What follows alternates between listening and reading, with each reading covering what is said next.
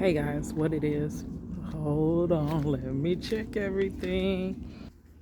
Okay, guys, sorry. I had to go back and check them little lips, make sure they weren't ashy. They felt quite papery. Anyways, so I am here on vlogmas day 9. It's still day 9.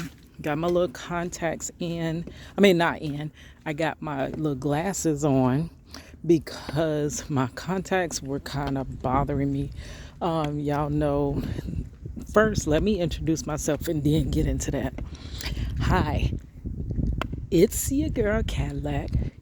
I am Cadillac Dixon, the legally blind artist that is rapping and painting for justice. I am hoping to see justice before it all fades to black. Yeah, it's your girl Cadillac. Okay, so now with that said, your girl is legally blind. Yes. So if you've been following me, then you already know that. But if you haven't been following me and you're just finding me, hopefully, no.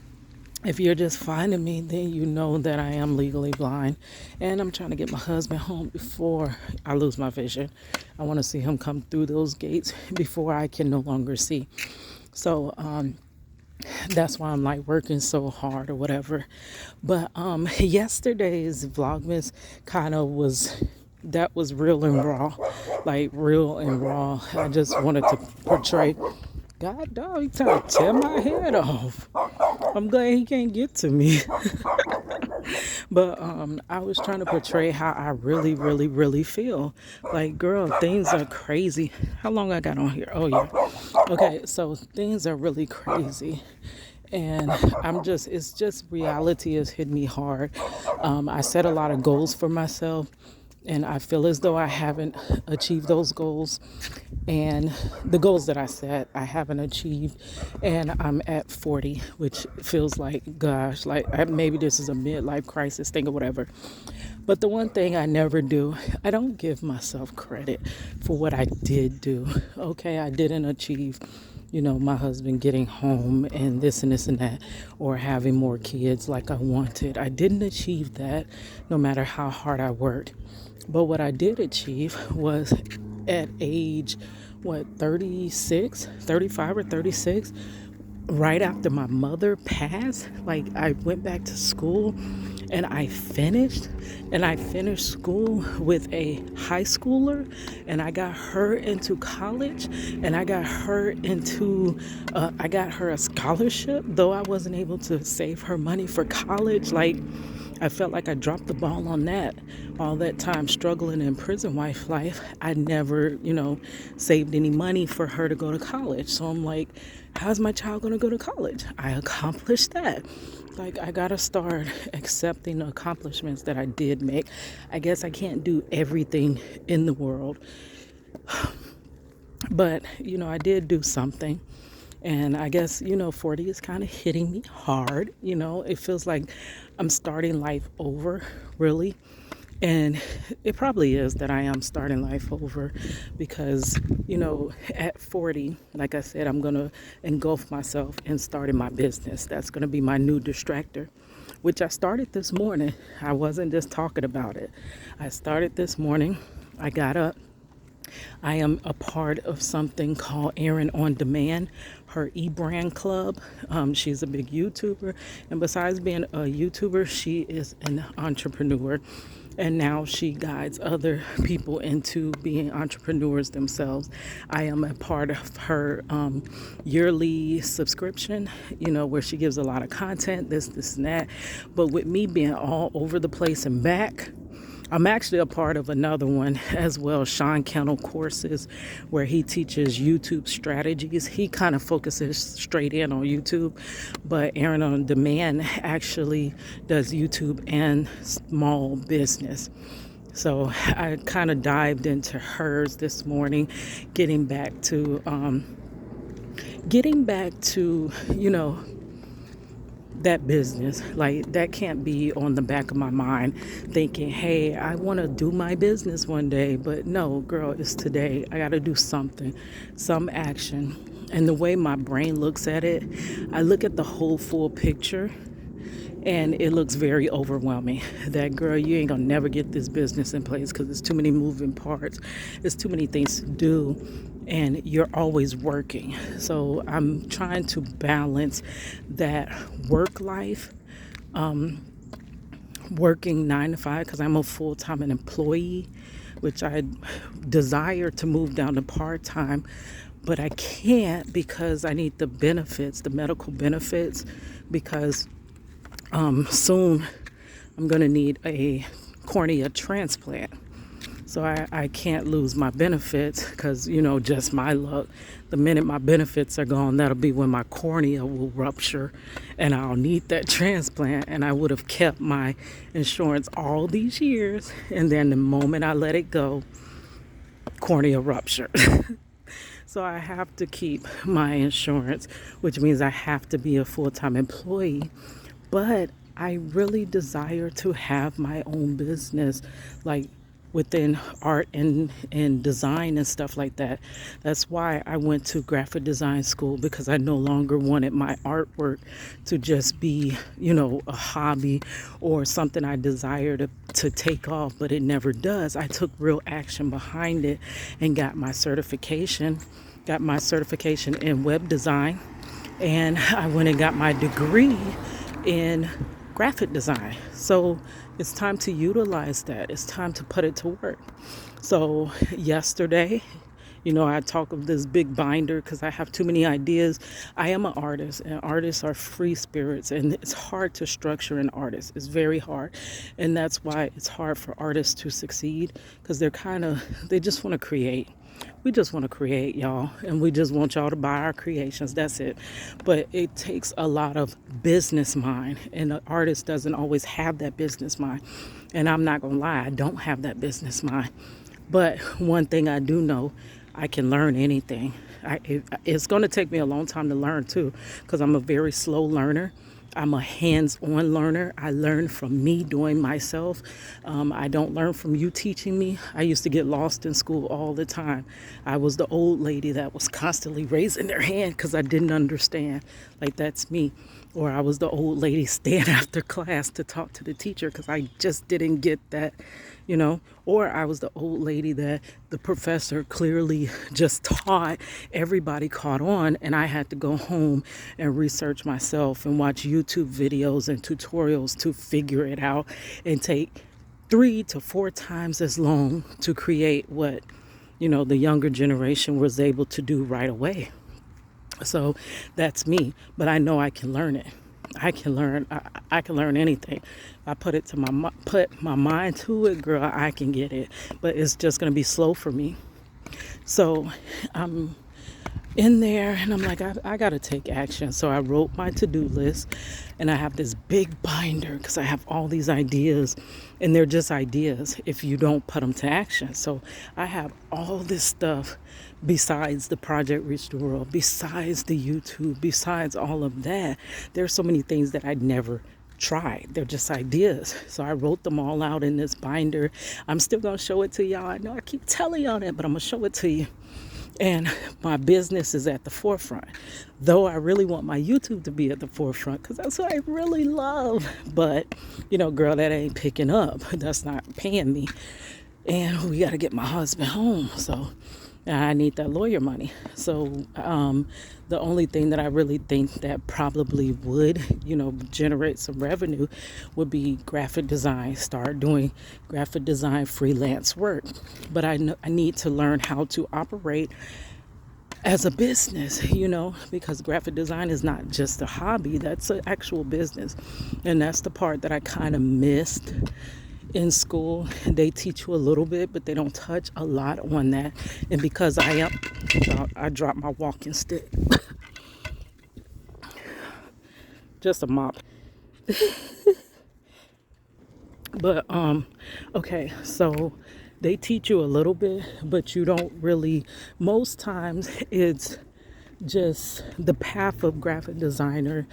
They're gonna go from school to working for somebody. And I really could be out there looking for graphic design work. I would more so look for an internship, because right now it's not a lot of people looking for, you know, just entry level graphic designers, which I do got to get back to looking at that. But the thing is, I can't lose my benefits until I, get in there. So that's the challenges. So, I'm looking into freelancing.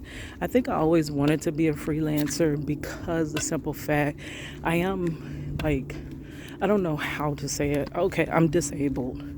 I am disabled. Like, I have problems with my hands and my back and my neck, and they cause me to be really slow. Like, I can barely type. I peck type, and it'll leave me in pain.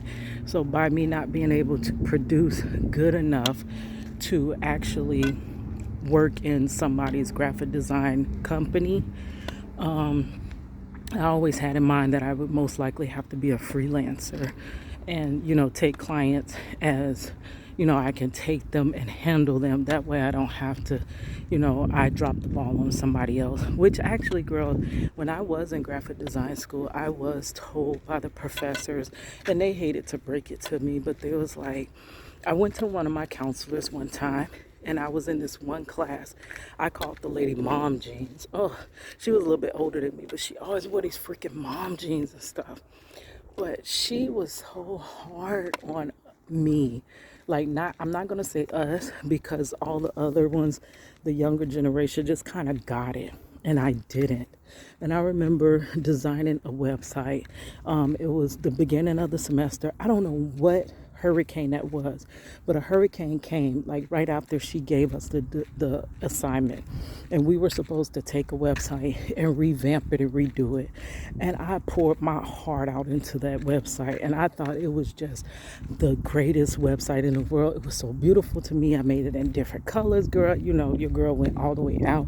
I spent so much time, and we would always have to get up in front of the class and show it on this big projector screen, our website. So I'm like, they're gonna love this, girl. Oh my God. And when I showed it, everybody was like blank faces. Like, they didn't know what to say. They was looking like, is this girl for real? And then the feedback I got, because you always have to give constructive criticism, which that only makes me better, but it does hurt my feelings, girl. Like, it really do hurt my feelings, but it makes you better. Like, even with my rap career, when I gave out my first CD, I got no response, and I'm like, oh, I know they have to love it, blah blah blah, but I wouldn't get no response. But then I'm like, so why they don't never say nothing? Like, or if someone did say something, they're like, I don't know. So, no response is still a critique.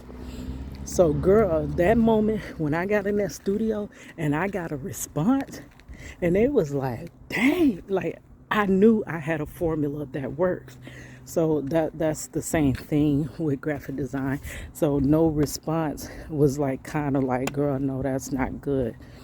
So I went to, and then in that one, like, when we would critique, I would usually go home and take all day to type my critiques of everybody's work, or we could write it out. But this teacher wanted us to type it silently into this chat, and I can't type. So she would say, oh, well, your answers are too, they're too vague, like you have to elaborate. But girl, I couldn't even hardly get through a paragraph before she moved to the next person, a sentence. I cannot type, and it's not because I can't type. I have a disability. I'm unable to type. So that's when I started struggling and seeing my grades going down, and I'm like, oh, it's like you fight against your own body. You hate that you can't do what you need to do. And I don't know. So I went to my guidance counselor, and I told her what was going on, because I was looking to, sometimes when you're disabled, you go to the Center of Disabilities inside your school. And that's how I found them. I went to them and told them everything that happened to me and like that's wrong with me, because until then I just struggled through it. I just worked harder. I just worked 3 times as long. I found other ways to figure out how to do things. Like most of my papers were typed through talking it into my phone, which is not fluid, so I would always have to go back and correct it. But I would talk it out into an email it to myself, and then correct it. That's how I did all my work, like all those papers that had to be typed. Or I would write it and I would have to pay somebody to type it or stuff like that. Like that's how I struggled until I finally just went and told them, look, girl, I'm struggling. I can't do this. Like physically, no, I cannot do this. And I went to the counselor and she was like, I'm going to reach out to some professors. And I know that these professors are going to be 100%, like they're going to be honest, because, you know, in college, there was some that just didn't give two flip-flops about you. And there was some that really wanted you to succeed, like really, really wanted you to succeed. So she was like, I'm going to reach out to those and get some feedback, because I had been their students. And they were like, she was like, so if Keita has this problem, that problem, do you think she could really be a graphic designer in the industry? And the response was, no. Graphic design is a fast-paced, you know, it's a fast-paced industry. You got to keep up. You got to produce stuff like really quickly and stuff like that. So you got to be able to keep up to date with it. And when they said no, and I wasn't even, I don't think I was even halfway through. And I was doing 2 majors. I was doing graphic design and web design. Girl, because they kept telling us, you know, you need to do the web design because that's where the future is going. So I didn't want to, but I was like, I guess I better do it. That wasn't my passion. My passion was the graphic design, which I got another story about that, because once I really found out what graphic design was, I don't know if it was my passion no more. Good. I'm an artist. I like to draw and create, and it's kind of different. But and I wasn't as good at it. I was great at art, amazing at art, but kind of bad at graphic design. And it was because of my artist mindset that made me bad as a graphic designer, which is crazy. But they was like, no, Keita can't be a graphic designer. Unfortunately, it's not going to happen. And I'm halfway through school and I'm like, great. Another thing that, you know, so I was going to quit. I really wanted to just quit. I always struggled. I was always at the bottom. I couldn't hardly create anything right. It seemed like everyone around me just knew what they were doing. Every design they had was just so freaking perfect. And I would have to work overtime. Like, even with my disabilities, it would take me longer. And then my mental, it takes me longer to come to a conclusion. Like, I would work and work and work, and it would come out okay. But then once I put more time into it, then it just became freaking awesome. So I clearly needed more time to work on my projects. But unfortunately, school does not work like that. That assignment is due. And in graphic design, you turn it in late, you get no credit. It wasn't no percentage off. Our professors did not freaking play. Don't care how long you sketched out logos, you sketched out web designs, you sketched out everything, you gathered content, you got your color palettes, you got your font choices, you picked everything, you picked all your photos. If you couldn't find your photos, which is very hard, you took them personally, you did your own photo shoots, you did your own photo editing, all of that. And if you don't hit that deadline, girl, goodbye. You get nothing. And you cannot rebound, because they basically had about 3 assignments per semester. That's it. Maybe 4. And if you bomb one, that's it. You fail. You repeat this whole class over. So I didn't have that time to, figure out my designs. So I always had in my mind that I was going to have to be a freelancer if I wanted to be a graphic designer. So, I've been out of school maybe a year and a half now. Finally, thank God, I finally finished. Took me a million years to finish school, but I did graduate last year, age 39. My baby was supposed to graduate with me, but I told you in the last video why she didn't graduate, and now she's gonna be a new mommy. But girl, if I could reach my back, I would pat it, because she's just about done. Like, she is just about done. She has one more semester. She has this semester that's about to end because she's about to go on Christmas break. But she has that first semester, which is going to kind of be tricky. She might can do it. I don't know. But she's also going to be giving birth within that semester. So I don't even know if that would be a good, And then once the baby comes, it's going to be kind of hard. But she can finish. She made it that far. She made it that far, girl. Like, for real. I got my daughter through college.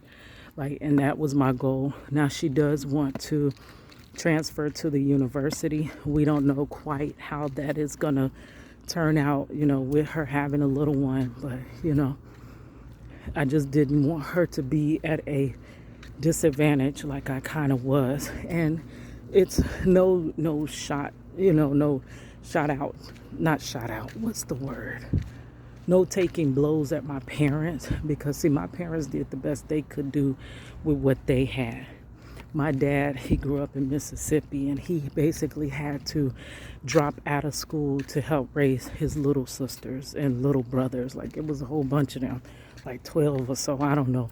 They had a farm or whatever. And he always tells me how I don't think he even went to middle school. Or he may have dropped out in middle school, but he never went to high school. He dropped out at like 13 or 14 or something like that. It wasn't, our parents didn't go to school like that. And so he had a basic education. And he even says that he's unable to read, which I don't understand that, because my father is a master construction worker. He has been the foreman. He has built on Shaquille O'Neal house. He's been on, what's that show? The Great Home Improvement. What's the Extreme Home Makeover? He was on that. So he is a master of the mind, like, and how he was able to do all of that without, with the limited education he had. But so he getting me to graduate high school, I still surpassed where he was, but he had limited, moving from Mississippi to a farm, to Chicago, the fast life, to Florida, which he moved here to build up Florida, because Florida was really freaking nothing, which there's a lot of places still like that here in Florida. He built a lot of International Drive. He built a lot of that, him and my uncle. Rest in peace to my uncle, but he did that without an education. Like, girl. Then my mother, she always desired, my mother had a passion for education. She always told me, Keita, use your hair for more than a hat rack. But see, I'm not book smart at all. I'm just creative. And creativity does nothing for you without how to use it, how to apply it. It does nothing. So she always tried to encourage me to go to school. I was horrible in school. Only thing I was good at was, like, not even music, because I was in band and I was like the last clarinet. Like, I wasn't even good in that. Like, I like music, but instruments, I wasn't good in that. PE, I think physical education was my highest grade in art. That was it. The rest of that report card was filled with D's. Throw some D's on it. Throw some D's on that bit. It's your girl Cadillac. Throw some D's on that bit. Yes. Your girl was hiding her report card from her parents, but it's not like my parents even asked for it. Like, if they did randomly ask for it, then I would have to hide it, my progress report, and then I'll bring it up to at least a C. before, you know, the report card comes out, that hard report card, because you could kind of hide that progress report from your parents. And the thing was that my mother, she did finish high school. She graduated high school, but she always desired to go to college. She didn't want to. She grew up in the ghetto in Chicago, very fast paced. She says she's seen a lot of lack, a lot of, it was ridiculous, a lot of crime, a lot of, you know, people just end up, you know, dead or on drugs or, you know, stuff like that. And she didn't want that for herself. And she always wanted to pursue school. But she had me at age, she got married at 17, I want to say. And then, like, a little after that, wait, was she 18? I think she was 17 because her birthday's in July. So she was on the end, about to be 18. So my grandmother had to give her permission to marry my father. So she had me by age 19. And she wanted to go to college, but unfortunately, here comes baby Keita.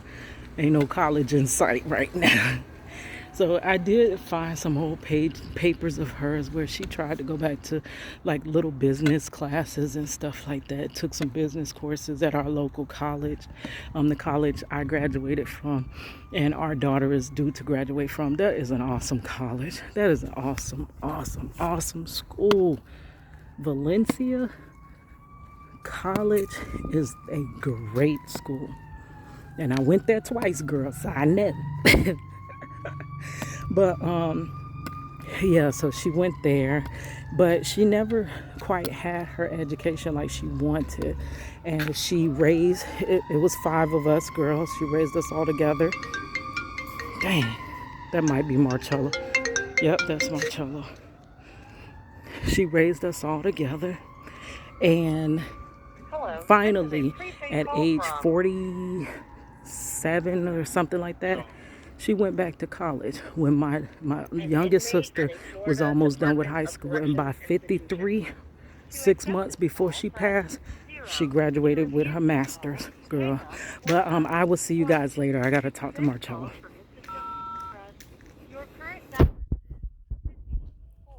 Wait, let him say hi first. My baby. Thank you for using Global Telling. Hello? Nothing. Can't hardly hear you. Oh, there it goes. I had to turn it up. Yeah. They had did inspection, right? Yeah. You know, they came through, took my necklace. Okay, they Your say, necklace? yeah, my religious. It don't matter, I ain't worried about that shit. But the part that get me is, okay, they want us to put all our stuff in these little bitty lockers. And I was explaining to the ward today, I'm like, okay, I got my canteen hanging up on the wall. You know, sometimes they tell us, okay, put it in the you know, with different people. This ward might say one thing, this ward might say another thing. So it's never, you can never be right at Okaloosa. You know, they told us it's hanging on the wall. Okay, we're hanging on the wall, another ward comes as an issue. They tell you to put it at the foot of your bed, you put it at the foot of the bed, another ward comes through as an issue. Okay, cool. Yes, they were. But what get me is my locker in this dormitory. Now, when I was in Quad 1, we didn't, you know, we had roach problems, but we had the big water roaches, which is, you know, you can maintain them. But this dorm right here, they got these little ass roaches. You know the house roaches? Mm-hmm. And these little motherfuckers is everywhere. It don't matter how many times you clean this locker out, you cannot get rid of them because the lockers are bolted to the floor. So you can't shake the locker out. It don't matter. You can't get to these little motherfuckers. Okay, so let me see. About 2 weeks ago, right? I had canteen. I usually keep the canteen in my locker. Okay, I open my locker. I'm finna eat me a bagel. Guess what I see?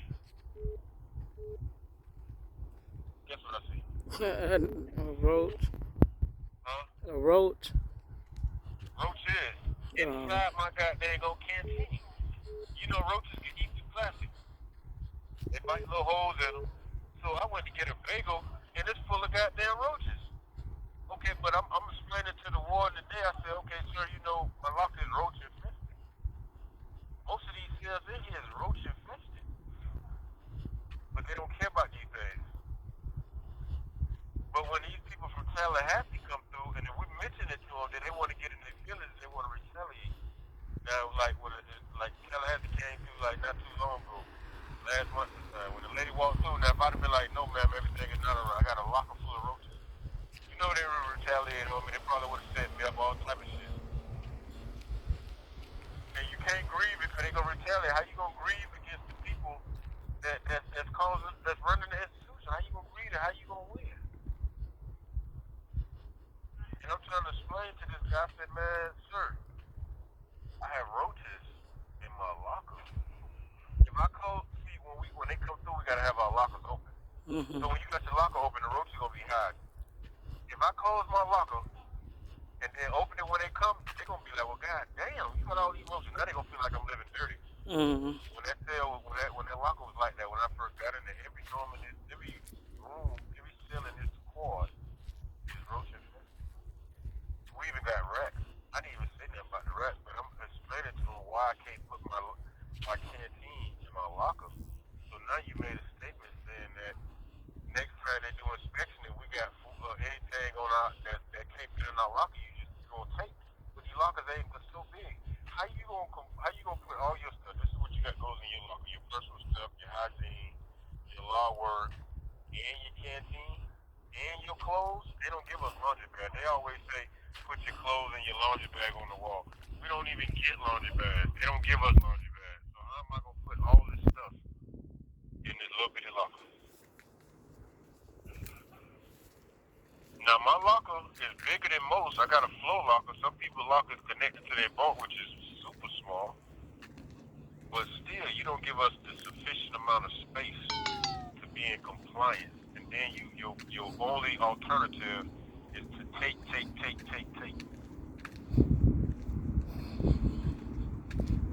So what happened to your food?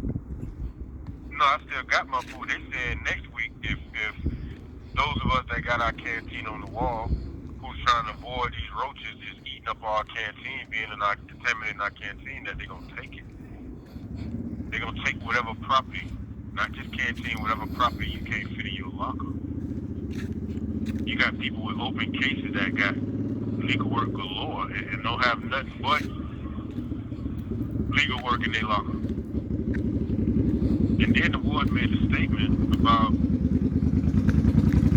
24-hour period, meaning you should only, I never seen this in a rule book, but basically saying that you only can buy what you can consume within 24 hours. First off, they don't even feed you enough to do that. And then we don't go to canteen like that. So if I go to canteen and buy just enough food to consume in 24 hours, I'm gonna be hungry. Half of that stuff in that chow hall, I don't even eat. Like that little fake meat we just had today, I can't eat that stuff. That stuff messes my stomach up.